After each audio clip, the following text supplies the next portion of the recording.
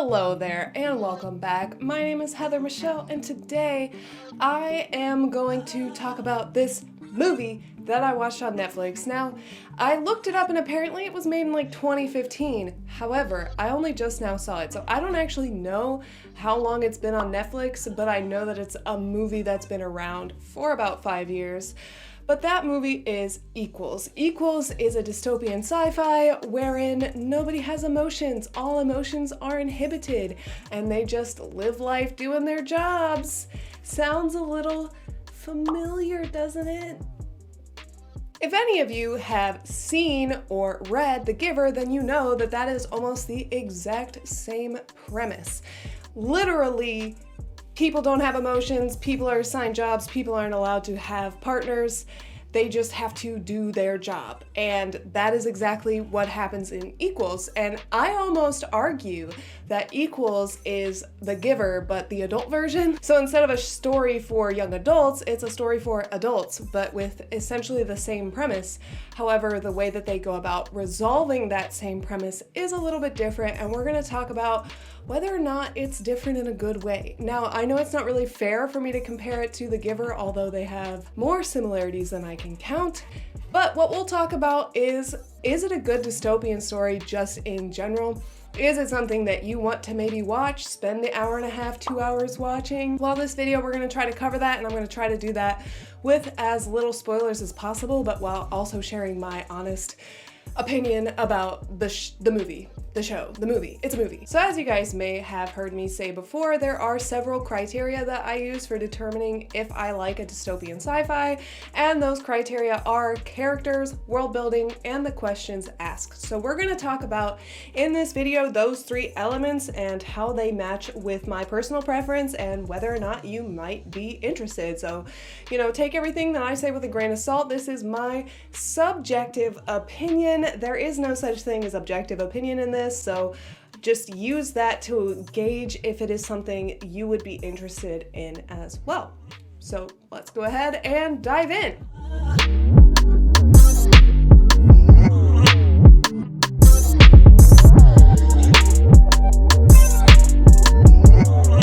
First of all, I have to say that the main character, Silas, is incredibly compelling.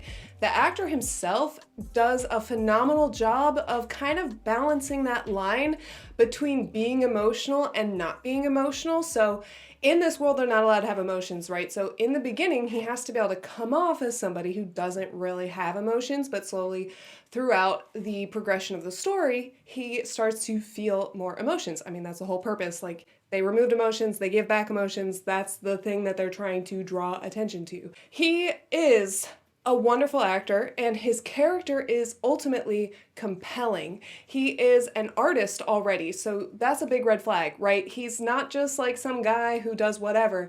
He does artistic rendering of nonfiction things. And although it is nonfiction and he works for a history thing, I don't know how to explain it. We'll get into the world building in a little bit. He does have an artistic side to him. So that's like red flag number one, that he's gonna be the one to feel something. But overall, his progression throughout the story is very interesting to watch, and I actually maintained through the whole video because I was interested in his progression through the story. I was fascinated by him, and I wanted to learn more about him. Now, granted, there wasn't that much beyond what was in the story. I didn't really feel compelled to learn about his backstory. It was more so that I felt compelled to see how he's going to deal with these emotions and how he's going to deal with these situations. So in that, I felt incredibly motivated to continue to watch the movie. The other character, Nia, suffers a little bit from Kristen Stewartdom. How do you want to say that? She's played by Kristen Stewart, right? And we all know that Kristen Stewart has a few characteristics that stay the same regardless of what character she's playing. So because of that, I kept making associations to Bella Swan, and in many ways her character kind of comes off like Bella Swan, and I don't think that that's necessarily an intentional connection because I don't think the characters themselves are all that similar. However, I do think that the way that they are acted is incredibly similar, and I'm not gonna say that Kristen Stewart did a poor job. And in all actuality, this may be one of the best movies I've ever seen her act in. I think that she did a really good job for Kristen Stewart. On her scale of what she's capable of, this is definitely in the higher echelon. Now compare that to other actors and compare that to her co-star Silas. It kind of falls flat. Like her character, I am nowhere near as compelled by. She is interesting. Okay, she's definitely got things to add to the story overall, and I did find her mildly interesting, but about halfway through the movie, I completely stopped caring about her character whatsoever. All I wanted to watch was for Silas, and now I know that Silas is the main character, but it just felt like anytime Kristen was on screen or the character Neo was on screen, it was the same thing that she had already been doing, and it didn't really feel compelling. So it's kind of interesting that there was this very compelling character, Silas, and then not so compelling Nia. Granted, again, Kristen did a really great job acting for her skill. I just wasn't super invested in her character because I kept comparing it to Bella Swan. I don't want to, but I grew up with Twilight, and that's the first thing I ever saw Kristen Stewart in, and it has kind of shaped my opinion of her. So take that with a grain of salt. If you haven't seen Twilight, you might actually think that it's a really well done movie, and you might actually think that she's a great actress in this movie. I don't know, because I'm filtered through that bias of comparing her to the character she was in Twilight. That being said, the other side characters, even the ones who do also start to have emotions, I didn't feel very interested in them. They weren't given enough depth or backstory to even care about them, and the actions and decisions that they do make I don't really understand the decisions that they're making that much. There's not enough time put into developing them. I think that the one character that I really would have liked to see them do a little bit more with was Jonas. Jonas is a character, ironically, isn't that the main character's name from The Giver? Just saying. Anyway, Jonas is played by the guy who played Count of Monte Cristo. So have you guys seen Count of Monte Cristo? Because if you have, the main bad guy, like the best friend who's kind of evil, is playing this character Jonas, who we're supposed to love and empathize with because he's an empathetic character. And yet I was just seeing that connection. I think that in terms of casting, the choices could have been better, and that's not their fault, but ultimately it did distract me from the story as a whole because I was seeing the evil character from Count of Monte Cristo, and I couldn't see him as anything else. And the only other character that I've seen him in where he also really impressed me was Memento, and he's not exactly a likable character in Memento either. So when I see him, I see somebody that I immediately want to distrust. Because of his other characters that he has played, I came in with a heavy amount of distrust towards him and anything that he said. So there were moments when we're supposed to trust Jonas. However, I had no trust for him because I just associated the actor with the other characters that he was playing. Now, this could be seen as a poor casting choice, or this could be seen as, my own bias towards this actor. But again, kind of like the Bella Swan situation, I couldn't see the character for who he was. And on top of that, his motivations didn't really make a whole lot of sense to me. It didn't really feel like he had strong motivations. Like, where is he? Where did he come from? Why is he here? Like, these questions don't really get answered. It's very vague in that respect.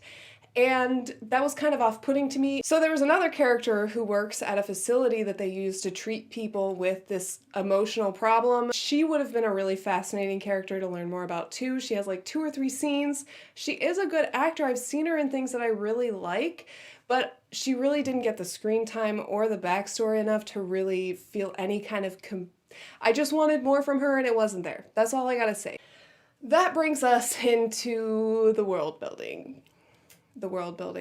So there is a trope with dystopian sci-fis where they do this very expositional opening where the character sees some kind of advertisement or maybe walks by a place where they talk about how the technology works or how whatever works, and they did that, and that's a trope that I'm not really a fan of because I think that we can figure out what it is without having just straight exposition. this is what that is. And they do that several times through the computer system or like these announcements or like ads talking about this thing called SOS, which, can we talk about the name for a second? The name SOS, or switched on syndrome, means that their emotions have been switched on. And of course, the immediate response to SOS is save our ship. It's like emergency, whatever. So I get the naming reason. Like, I see how and why they might have come to that conclusion, but it felt contrived to me that it would be SOS and switched on syndrome. Like, I don't know. I mean, I get it. I get the connection. I just don't like it. That's just a naming convention. I, as somebody who's writing sci-fi, know that it's incredibly hard to name, so I'm not going to spend any more time talking about how I feel about that. I just didn't like that particular aspect, especially the exposition-y way that they talked about SOS and that they incorporated it into the plot. It was like, you know, everything about The Giver, where the feelings are kind of like a secondary aspect of the main story. The main story is still, it's about something larger.